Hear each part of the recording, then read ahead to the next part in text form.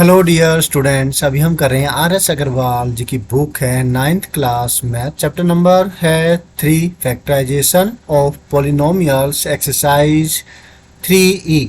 इसका question number 8 अभी हम कर रहे हैं। क्वेश्चन नंबर 8 के अंदर जो आइडेंटिटी इस्तेमाल होगी वो ध्यान से आपको लर्न करने वाली है। जो अगर आपने ये कर रखी है तो बहुत अच्छी बात है, नहीं तो इसको लर्न जरूर अच्छे से कर लेंगे आप। ठीक है, क्वेश्चन नंबर 8 का फैक्टराइजेशन हमें करना है। फैक्टराइजेशन है जिसमें कि ये 4 टर्में आपको मिली हुई है और फ्रैक्शन मतलब ये पी बाई क्यू के फॉर्म में है, लेकिन घबराने की ज़रूरत नहीं है। ठीक है, तो सॉल्यूशन करते हैं और आइडेंटिटी जो है वो मैं पहले लिख देता हूँ। आइडेंटिटी है वो ये कि अगर ए क्यूब और फिर माइनस बी क्यूब ये हो गया और बीच में है -3a² B plus 3ab square, अगर ये फॉर्म बन जाती है इसकी तो इसको आप ये आइडेंटिटी लगानी है और उसमें आपको पहले वाली टर्म माइनस में दूसरी वाली टर्म की पावर 3 इस तरीके से नहीं, फैक्टराइजेशन के रूप में लिखना है। 3 बार आपको ये लिखनी होगी। ठीक है, तो ये जो आइडेंटिटी है ये इस्तेमाल होगी हमारी जो बाद में, तो वहीं पर इसको लिखना होगा, लेकिन मैं पहले लिख रहा हूं ताकि आप अच्छे से समझ जाएं और इसे कंपेयर कर सके। आपको गिवन है तो वो चीज़ आपको लिखनी है। आपको गिवन है 64/125 ए क्यूब माइनस 96/25 ए स्क्वेयर प्लस में 48/5 ए एंड माइनस का 8। अब परफेक्ट क्यूब यहाँ पर 2 है, एक है ये और एक है ये। आपको इसे लिखना है जिससे आपको फर्स्ट टर्म मतलब ए और सेकंड टर्म मतलब बी पता लग जाएगी, ताकि उसको आप ए माइनस बी इस प्रकार से 3 बार लिख सके। ठीक है, तो देखिए ज़रा, परफेक्ट क्यूब एक ये है और इसको आप इसके लिए आपको क्या करना होगा, 64 का क्यूब रूट जो कि 4 होता है, क्योंकि 4 को 3 बार मल्टीप्लाई करने पर आपको 64 मिलता है। 4 मल्टीप्लाई 4 मल्टीप्लाई 4, 4 4 जा 16 4 जा 64, तो इसको 4 की पावर 3 है तो उसमें से आपको सिर्फ 4 जो है वो लिखना है। ठीक है, इसी तरह 125 के अंदर से 5 निकल जाएगा और ए क्यूब के अंदर से ए निकल गया और इसको हम ऐसे लिख सकते हैं। जब आप इसको सॉल्व करेंगे वापस आपको ये टर्म मिल जाएगी।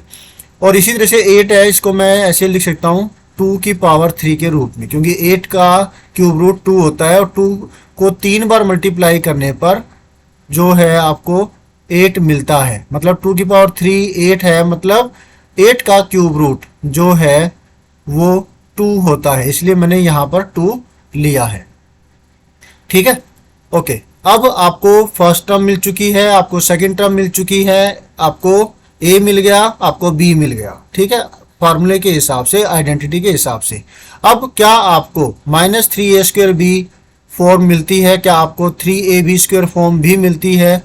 जब ये 2 फॉर्म आपको मिल गई है तो इसके लिए आपको क्या करना है, सिर्फ इन 2 की मदद लेनी है और इस रूप में आपको लिख देना। अगर ये फॉर्म में लिखने के बाद आपको ये 2 टर्में मिलती है तो आप बिल्कुल सही जा रहे हो और बिल्कुल ठीक है आपका, नहीं तो कुछ गलती हो सकती है। तो देखिए ज़रा, -3 पहले वाली टर्म जो कि 4/5 ए है इसकी पावर 2 की, मल्टीप्लाई में दूसरे वाली टर्म जो कि 2 है।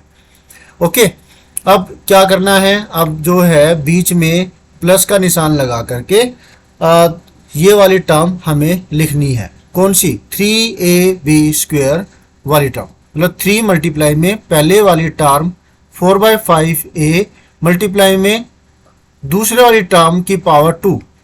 सोल्व करके देखें तो आपको क्या मिलता है, यहाँ से 3 मल्टीप्लाई 4/5 4/5 और a² मल्टीप्लाई में 2। समझ में आया आपको? 3 4 जा 12, 4 जा 48, 2 जा 96। ठीक है, और a² का a² आ गया, डिवाइड में 5 5 जा 25। तो देख रहे हो आप, और साथ में माइनस का निशान ये वाला है तो ये यहाँ पर हो गया, तो ये टर्म यहाँ पर प्रेजेंट है। तो इसका मतलब ये 3a² B -3a² B form बिल्कुल ठीक रही अपनी। इसके बाद जो नेक्स्ट टर्म है, क्या ये वाली टर्म से आपको ये वाली टर्म मिल रही है? तो इसके लिए इसको सोल्व करके देखते हैं। 3 मल्टीप्लाई 4/5 ए मल्टीप्लाई में 2 की पावर 2 का मतलब हो गया 2 मल्टीप्लाई 2 जो कि 4 होता है। 4 4 जा 16, 3 जा 48, 48 मिला।